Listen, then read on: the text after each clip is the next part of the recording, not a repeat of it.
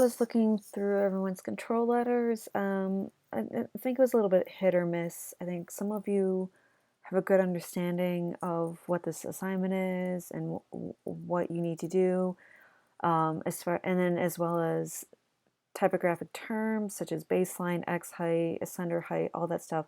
And a lot of you, I'm actually noticing that I don't think that there's a clear understanding of what certain terms mean as far as um, like ascender height, X height, all that stuff. And this project is impossible to do unless you actually have a good understanding of what it is that you're trying to do, okay? So what I did here is I created kind of like a faux grid paper here. And I noticed on so many of your letters, you guys weren't actually using the lines of the grid paper.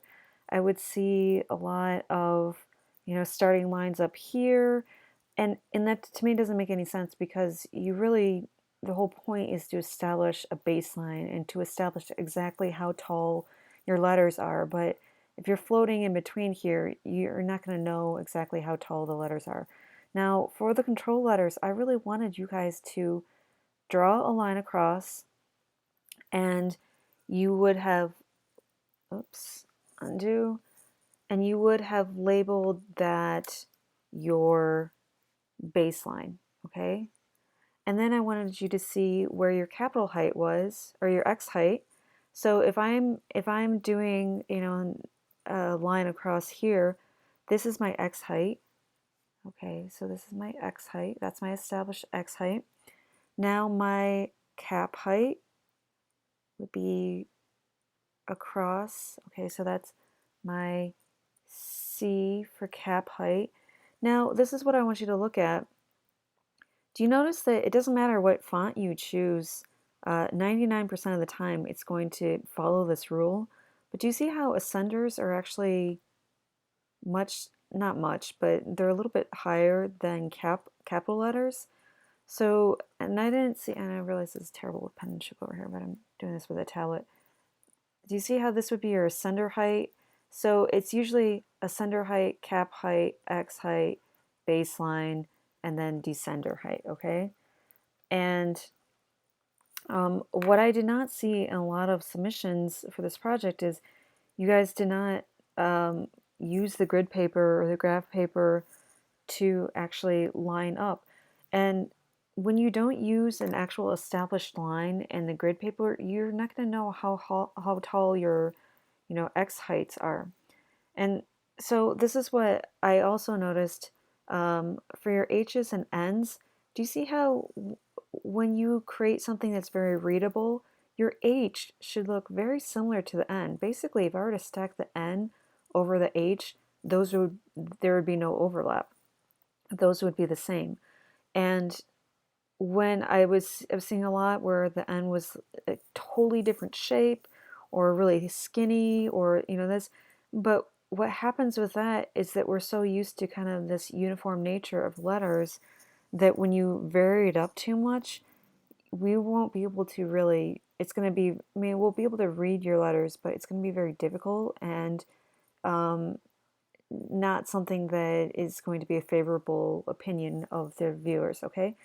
And when you are establishing how wide your letters should all be the same width, all right?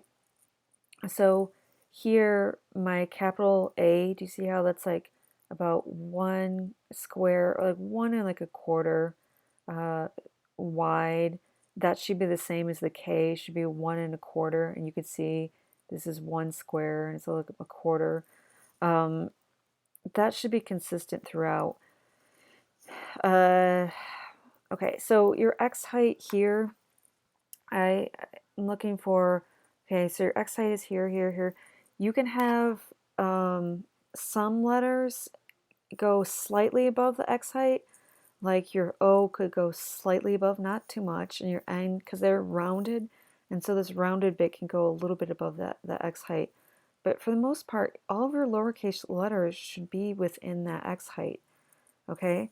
And then, do you see the ascenders? They should all be the same height across. Capital letters should be all the same height across.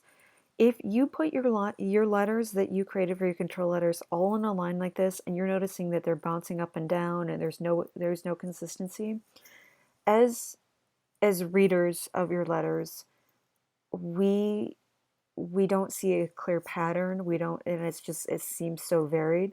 And it's almost like, okay, if you're basing your typefaces off of your handwriting, I've told you multiple times that it's going to be more difficult in this stage, because if you base it off of your handwriting has inconsistencies.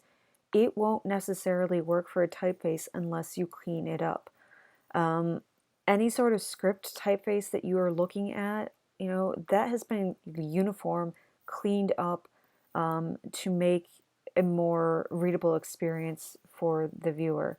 And if you're doing this on your handwriting, you're like, well, my handwriting letters vary all over the place. Well, yeah, some people have very bad handwriting too, and it's hard to read. And it's the reason why it's hard to read is because the letters vary so much.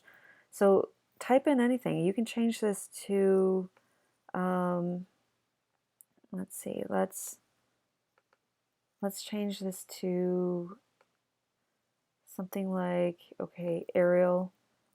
You see the same patterns. Um, let's try Baskerville. It's going to be the same patterns. Look how the N informs the H. Let's go with a script.